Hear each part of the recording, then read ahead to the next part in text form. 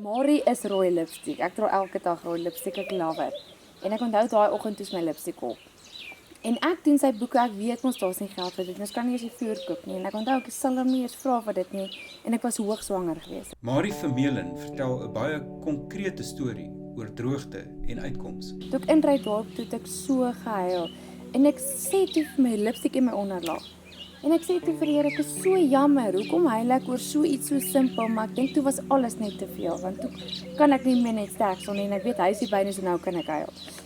En saam ma by die boerevereniging bel en sê, 'n vrouens van Swazi Reneke stuur vir ons boksies. En ek stap in daai vertrek en ek kry weer hoendervleis. Dis van die grond af tot die dak is net boksies waar jy kyk, boervry boksies. En sy sê ons kan enige een kies van ons hartbegeer. En in die middel is daar so eenetjie wat eintlik nie mooi is nie. Al die ander lint en goed op my, ek sê maar daai is my boksie. En ek vat hom my stuk, maak hom nie eens oop nie. Toe ek hier op die kombuistafel dit uitpak. Jy sal nie glo nie. My shade rooi lipstiek en maak is daarin. Kyk hoe kry ek weer onderwys. My onderlaag wat ek gebruik is daarin. Alles waarvoor ek gehuil het, was die Here soos, moenie worry nie, hierso is vir jou. Uiteraard het elke storie nie 'n gelukkige einde nie. Ek wou verby my eie sinisme luister om te hoor hoe 'n gesin in die Karoo 'n veeljarige en vernietigende droogte verwerk. Jy moet gevorm word. Dit kan nie net met 'n mens goed gaan nie. Maar hoe moet dit net met ons goed gaan? Môre sou die lewe wees. Ek wou verstaan hoe 'n mens swaar kry by jou eie geloofslewe en godsverstaan kan integreer. Ek is baie dankbaar vir die droogte, want dit is gemaak wie ons is. Hierdie gesprek vind plaas op Daniel en Marie Vermeulen se plaas net buite Carnarvon. Dis opgeneem tydens Kerkbode se besoek aan die dorp om verslag te doen oor die NG Kerk Carnarvon. Die droogte, hoe raak dit julle, hoe het dit julle geraak? Kan ek eers sê, kyk toe ons die boerdery oorvat, toe begin die droogte. Dis nou En wat se jaar? 2017. Sy het eintlik 16. Hy het al 16 begin, maar ons het gedog is 'n seisonale droogte, want ons kry seisonale droogtes en dan volgende seisoen gaan dit weer beter. Maar toe hou die droogte nou vrek lank aan. Maar eerstens van al, dit het so groot invloed op die gemeenskap gehad, nie net finansiëel nie, emosioneel. Ons het in die kerk gesit, dan sit groot ooms wat sit en huil dat die banke ruk, nee, ek kan vir jou, soos jy die wêreld nou weer sien, nie was niks. Leroy dis net grond gewees en dooie takke. En ek bedoel, ons hier by die agterdeur, dan kom die skilpaaie en bokkies en goed na my agterdeur toe en gooi ek net maar vir hulle hondepille en alles. En een ding wat ek agtergekom het, is die droogte. Ek is baie dankbaar vir die droogte, want dit het gemaak wie ons is.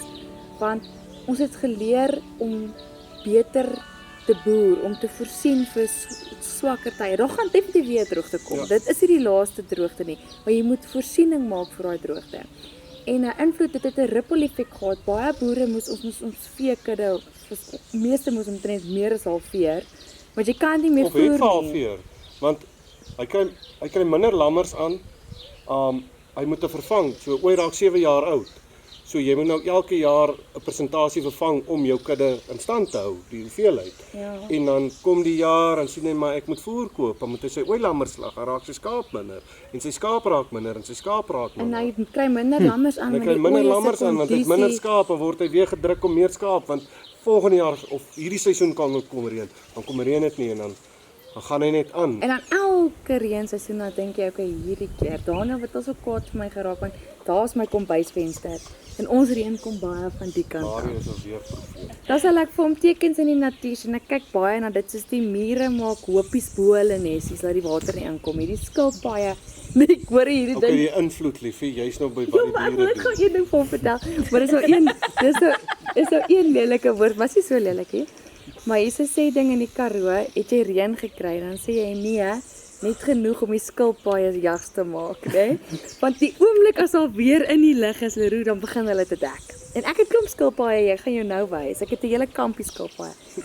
Maar toe sien ek al hierdie tekens en hy raak so vies vir my. Hy sê as dit kom reën, hy sal eers bly wees as dit in die meter is. En toe het ons op ons gronde aan die kant van Wyksvlei 100 mil op een slag gekry en net ons het gekry. Toe het ons hele feessoen toe geskuif. 2019, Ja. 20. Toe ek en hy het ek net gekraam met Daan. Toe ek en hy, dit is 'n waanhuis, 'n sinkwaanhuis wat ons met ceilingboard oupa hulle nog 'n 2 vertrek huisie gemaak het, maar selfs is 'n shack.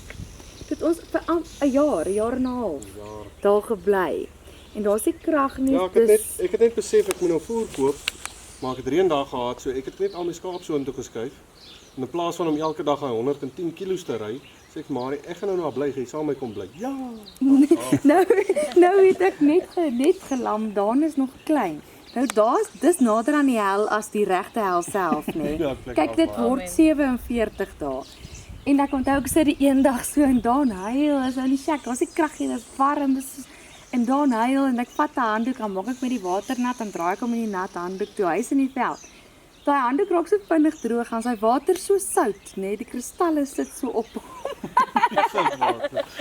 Maar dit was baie spesiale Nou hoe gewees. dit moes julle gevorm het daai jare Ja.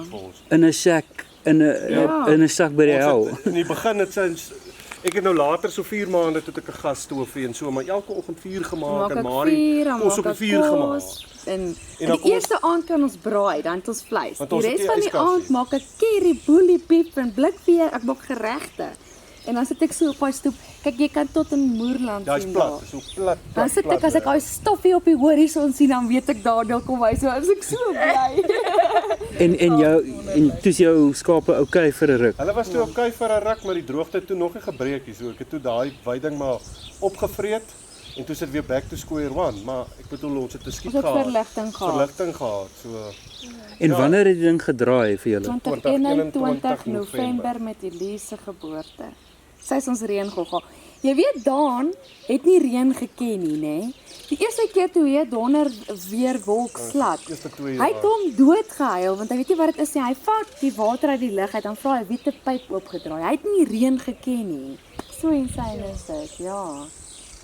Maar ons het ook so kommetjie gehad. Dis net so groot kommetjie. Dan staan ek eers was ons vir Daan, dan was ons vir my, dan was ons vir hom. Nou staan ons en was maar in die winter, nê. Dis of my jy gooi die water aan vries dit al klaar op jou maar. Ja, nee, dit was baie spesiale tye. En toe luister ons draadloos en nu sê hulle maar dit COVID begin. Ek sê vir Daniel dis die einde van die wêreld. Ek sit in die middel van nêrens in 'n shack met 'n pasgebore baba en die skou wat hier buite. So ja. En is die waar nou deur die drif met die droogte? Is jou finansies en goed weer amper herstel of Dis in joune. Nee. julle? Die boer in die algemeen. Ek dink ons begin nou eers weer ons kudde opgetal hè. Ja, Ons ons is nou begin opgetal maar ek dink ook wat my ek dink heel anders as 'n ander ou. So ek het my hele boerdery verander. Soos daai kant wat ek weet die seisonale droogte is erger, het ek gedoen wat ek jou sê met die bees. Koop beeskalvers in, is dit droog is maak my hekke toe verkoop als net belê my geld. En dit is my plan nou daar. En Met jou hierdie persies, ek het ook die vetstert skaap gehad. Die grootste skaapboere is Noord-Egipte, daai Israel, daai wêreld het ongelooflik baie skaap. Die grootste skaapkudde in die wêreld is daar in die woestyn. Hulle boer met vetstert skaaprasse. Ek het nou maar deel vetstert rasse ingesit en dit werk vir my. en ons fantasties. kruisdeel dit. Ons kruisdeel dit met die dorpe. En jy kan met 'n vetstert skaap en sit jy 'n dorperam op het, dan sny jy hy vet af. Dan jy weer bemarkbare produk. So mense moet net ek het net anders begin dink en kruisdeling. jy het geleer. Want kyk, daai kruisdeling veroorsaak dat hy sê ooit sê net maar 2 maande langer kan loop voor sy moet voer kry as wat ons 'n gewone dorper al Ja, moes dit proewe gevoer gedaan. het, want hy vat sy lyf se vet vir energie. Nee, maar ja, nee, dit is die droogte was goed en die droogte is dit was goed. En op 'n so dit het jou leer anders dink oor besigheid en dit het julle verhouding versterk. Baie En dan op 'n geloofsvlak, Op 'n geloofsvlak het jy nie Yes, ek besef kan nie vir jou sê. dis sal sommer weer. jy moet gevorm word. Jy kan nie dit kan nie net met 'n mens goed gaan nie. Hoe moet dit net met ons goed gaan? Dit moet iets vir die lewe wees. Ek bedoel jy moet lesse geleer word, jy moet getoets word, jy moet gevraag word. Jy moet besef daar is uitkoms. Die Here vergeet jou nie en Ek vergeet nie. hy wys vir jou ander dinge en maak vir jou ander deure oop en Toe ons toe die reën kom, nê. Toe hier agter is 'n bitter groot dam en hy was leeg vir jare. En dis die eerste keer van 2003 wat hy oorloop. ja, daar was. En hy loop toe oor dat hierdie hele plaas, ons sit op 'n eiland, die water loop hier so diepte rondom oralste. En ek en hy sit in die kombuis, ons maak pot, ons elkeen drink 'n whisky, dit klink soos 'n see hierso.